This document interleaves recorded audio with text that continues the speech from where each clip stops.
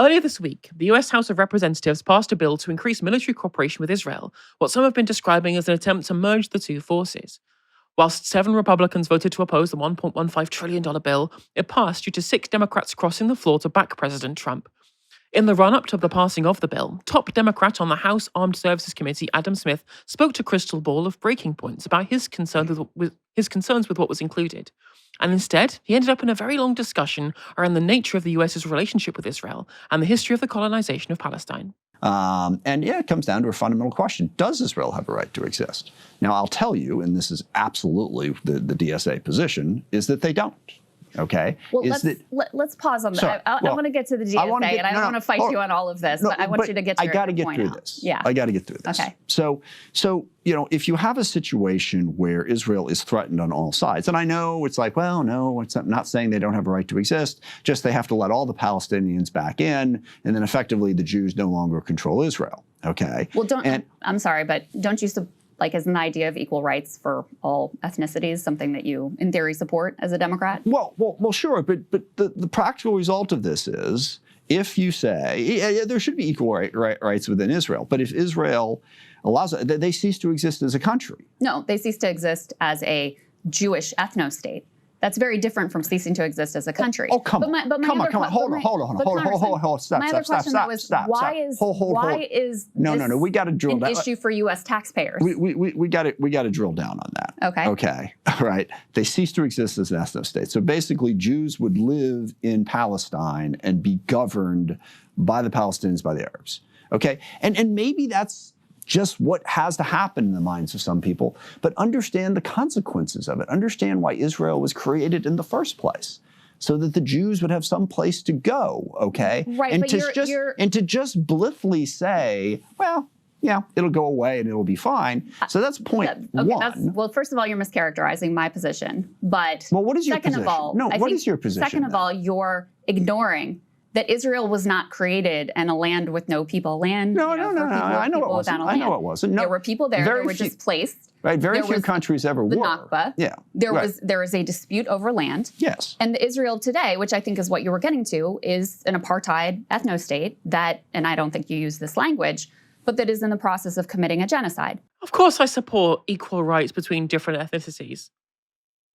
But, and it's always the but, isn't it? It's always the but, isn't it, with Israel supporters about their kind of claimed liberal values. Now, it's worth pointing out, by the way, that some unitary state or a binational state wouldn't necessarily come down to the Jews being ruled by the Arabs. Again, there are 7 million Jews in the area of Israel and Palestine. Likewise, there are 7 million Arabs between the 5 million in Palestine and the 2 million in Israel. Any kind of democratic state would have some representation from both. You can look at Lebanon as a model that has some representation depending on religion or ethnicity. And also the idea that somehow there would be one group ruling the other, or that they would somehow be unable to form a state. Well, that happened in South Africa. In South Africa, everyone was just think of the retribution that will come towards the colonists if there is an end of apartheid, like there would have to be in Israel and Palestine should a unitary state be created. And I'm like, not something that happened in South Africa. Not something that happened there. Turns out you actually can integrate people post-apartheid. That's what the evidence shows from the history of the other countries that ended their apartheid. Now, Smith then drilled down further into why he disagreed with the one-state solution. But look, I have concerns about Hamas, about Hezbollah, that people don't seem to share. Let's say that this plays out the way you describe, and okay, there is no Jewish ethno-state, and the consequence of that is there is no Jewish state. Basically, you have the Palestinians, as they would now be governing that area, and that means Hamas would be governing that area. Do you have any problem with that? Do you have any problem with Hamas suddenly becoming a much more powerful entity and having the country, from the river to the sea, if you will now be a Hamas-run state on the Mediterranean? Are you okay with that? First of all, I'm not convinced that would be the reality. Well, how would it not be the reality? I don't know how you can get away from how illiberal it is to not support equal rights for people regardless of if they're Jewish, Arab, Muslim, Christian, totally etc. with you. Look, and then the other piece is, Hamas doesn't support equal rights either. But do you support a two-state solution? Is that your idea? Look, yes. So how do we get there? How do we get there? No, but listen. No, stop. Hold on. I can answer this. How do we get there at a time when you have settlements that have made it effectively impossible. There's something I have to explain before all of this makes sense. In order to create a Palestinian state. Look, let's go back to what you said.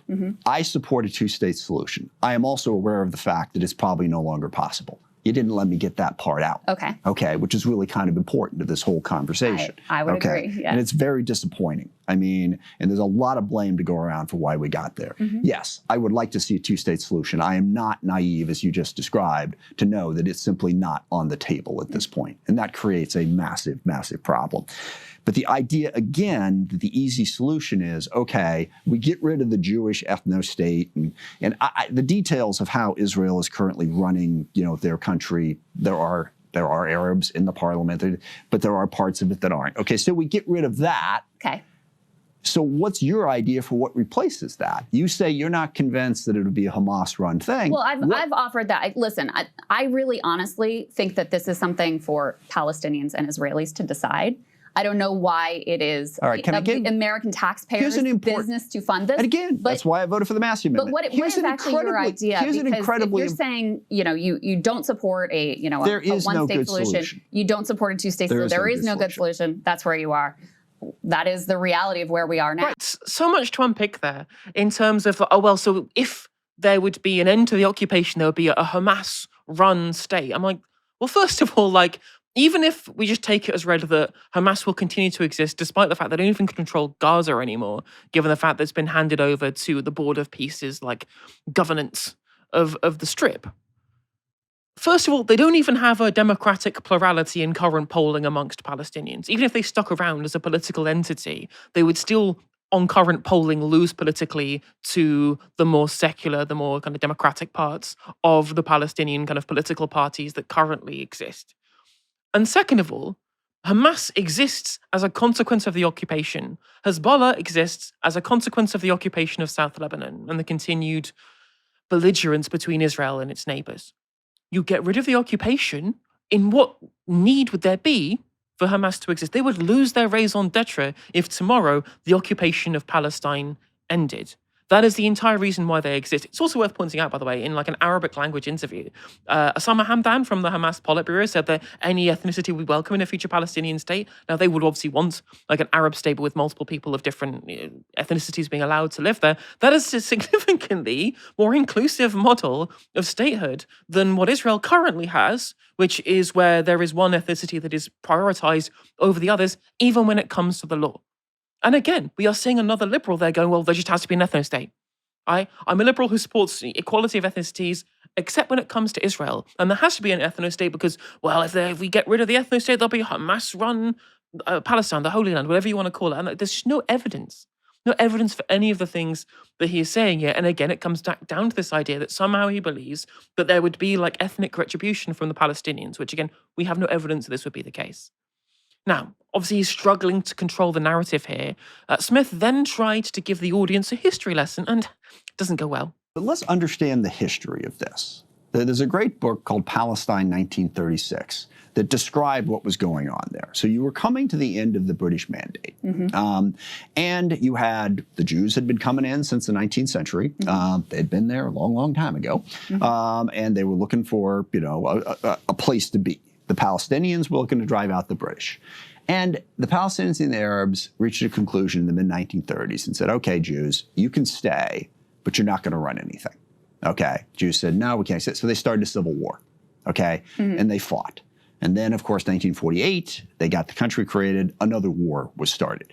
A war, and I know people say, well, this is a war to drive the Palestinians out. It was also a war to eliminate Israel.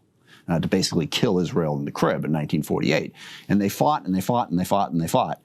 And at no point was there ever anything carved out for the Jews. And so the Jews have been fighting an existential fight. And it's so hard for me to, because I know you consider yourself, I think, liberal. You would describe yourself that way, in the classical liberal sense. But there's no liberal option on the table here. That's what I'm telling you. Why? You keep saying illiberal Jews, we cannot have. Illiberal Palestinians are fine. No, but why should... And I voted for it. It shouldn't. Why should I already answered that question. Taxpayers, it shouldn't.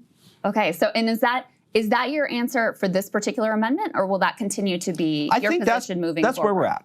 So you're done with the U.S. funding Israel? I think work it out themselves. Yeah, I'm not 100%. So I got to say, I mean, look, if tomorrow there's a peace agreement, okay, and they actually go forward with something where they create a reasonable alternative for the Palestinians in Gaza, if they actually stop what they're doing in the West Bank and get to peace in Lebanon, that may change. I don't see that happening, which is why I gave you the answer I gave. But again, this notion that somehow there's a liberal option on the table, and how could we possibly support the illiberal state of Israel? What's going to come in there?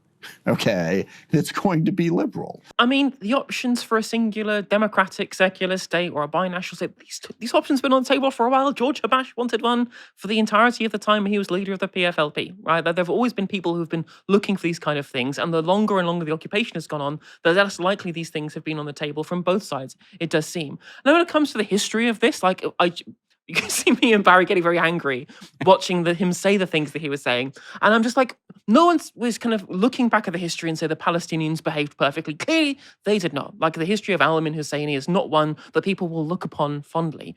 But the idea that the Jews just turned up and said, we would like a state, please. And the Palestinians were like, no, we'll not give you one. I'm like, they had plans upon Zionism right from the beginning, like labor Zionism happening, people buying land, wanting to be able to find ways of being able to control more and more of Palestine during the British Mandate. And of course, there were ethnic conflict at some points, like there were riots that happened over during that period. No one's denying that fact, like what happened in Hebron, and the actions of the British have to be blamed here as well. The idea that it was just Jews going, please, we would just like, we'd just like to be able to have a place to be, rather than an explicit plan for the ethnic cleansing of Palestinians from at least some of Palestine, if not all of Palestine. Remember, like, he talks about Israel being killed in the crib at the start of the 1948 Arab-Israeli War. And I'm like, well, just on the assumption that Israel must have to exist at some point.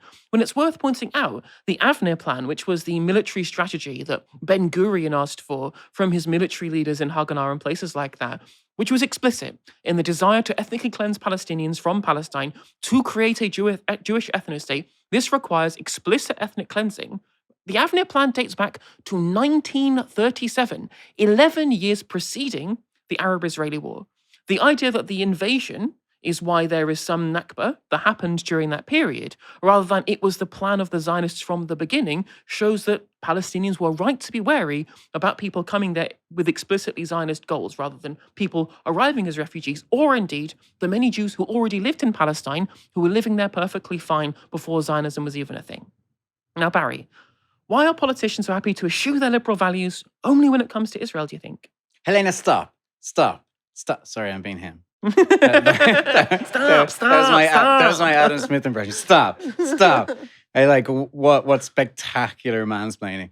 Well, it's the old thing, right? It's progressive except Palestine. We've seen it in the US for decades, right? I mean, the Republicans and the Democrats have always been in lockstep on this. But I think and remarkable to hear him openly say the ethno-state might cease to exist. Just a bold admission from a Democrat there that Israel should be an ethno-state. But I think what's interesting is that they're now out of step with the American public. Before, the American public was behind a position like that on Israel, or behind a Republican position on Israel. But the polls are all showing now that is shifting, and shifting fast.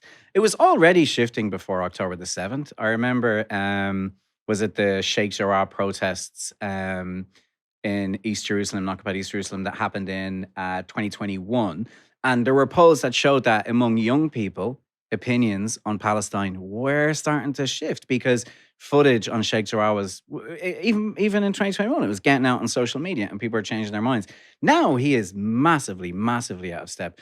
If you listen to some of the things that when the mask dropped, because what's interesting about Adam Smith is that recently he had kind of started to soften his tone a little bit. Like he voted against the NDAA. Yeah, exactly. He explicitly voted against this. I mean, maybe it was just the Iran war rather than just Israel, but he did vote for the Massey Amendment too. And isn't it the National Defense Authorization Act that there was like an amendment to it that Ro Khanna had put forward, and he was against it, and then he subsequently said, Adam Smith said that actually he was now for it. And an interesting thing, I think I read this in an interview that he did with the Washington Post, where he was partly saying that he was coming under pressure. and this is key, he was coming under pressure from his constituents. And he mentioned one constituent in particular who had come to him and said that he was like a very strong supporter of Israel, but he did not like what Netanyahu was doing, right? And Smith seemed to take that on board because I think he started to understand that, you know, there could be an electoral cost in him not softening his position. I mean, there is a challenger. Way. He has a challenger. Challenger. Is challenging him in his seat in the primary, right? He knows he has to make a pitch to voters about Palestine. Unfortunately, what he seems to have done there is go, what Bill Clinton did at the election, go up to Michigan and talk about Judea and Samaria. Yeah, exactly. He was softening his tone. It was politically smart. And then he goes on there and the mask absolutely drops. The other thing that I found like really objectionable about that was this notion, I think you said it yourself, that you know, that there's going to be some kind of retribution against the like quote unquote Arabs, against the quote unquote Jews. It comes back to this sort of pervasive idea that you see in mainstream media and from mainstream politicians that Palestinians are somehow inherently bloody warlike, you know, and violent and barbaric and savage and can't be trusted, when we know, because we haven't just seen in the last almost 3 years, we've seen 4 decades that the most aggressive entity in the Middle East is Israel. You know, the country that has attacked most countries around the region is Israel. And the country that's running an apartheid state and currently committing a genocide is Israel. You know, if he wants to talk about ethnic cleansing in a historical sense, ethnic cleansing is happening right now. It's happening right now in front of him. So, you know, completely objectionable to go on and make those points. And I hope it hurts him in Washington. I mean, he even said in that interview when he was asked directly by Krystal Ball, do you regret your votes to support Biden bear-hugging Netanyahu? And he said, no, I don't actually regret any of that. When Biden's own officials are now saying that they think it was wrong. Like, well, again, like there's stuff like, well, don't invade Rafah or we'll cut off the aid. They've invaded Rafah. Oh, sorry. Wiped it off the map. Yeah, literally. Like, literally, you can go to the Wikipedia page for Rafah now, and it's changed is to was. It's gone. Yeah, because it's gone. It doesn't exist And that was anymore. a red line. Yeah, that was Biden's red line, you know? And plenty of officials from the administration have said what they did was wrong. And even he can't say he was wrong now that, I guess, the Iran war is the political issue that's sailing when it comes to... It just demonstrates how they're uniparty when it comes to Israel. And it demonstrates why, you know, potentially the DSA is becoming a more powerful political force. And you know what? If that's the attitude, then more power to the DSA anyway. But if that's the kind of thing we're getting from Dems like Adam Smith, then, you know, yes, more power to the DSA, primary them all. 100%. Like, 'cause again, these people are not used to having to explain their own personal values sincerely, or at least try and represent the values of their constituents. They've been allowed to be, in lots of cases, corporate mouthpieces for the entirety of their career because the Democratic Party thing to do was wait your turn rather than challenge in primaries. They've not had to fight in primary challenges. So many members of both the Senate and the House have been able to coast off of not having worried about primaries. It happened to Joe Crowley with AOC. It happened to Adriano Espaillat when it came to Avila Chevalier. And they are now having to realize you have to tell your constituents that you're going to represent their interests. That's your job. Your job as a legislator is to vote in the interest of what your constituents want you to do as their representative, not to entirely engage on your own personal crusade outside of the interest of the people who pay for your salary as an elected official. How revolutionary. Indeed so. Thank you very much, Barry, for joining me tonight. It's been an absolute pleasure. Thanks, Helena. Indeed so. And thanks everyone for tuning in. Come back tomorrow for another live stream from 6 p.m. For now, you've been watching Novara Media. Good night.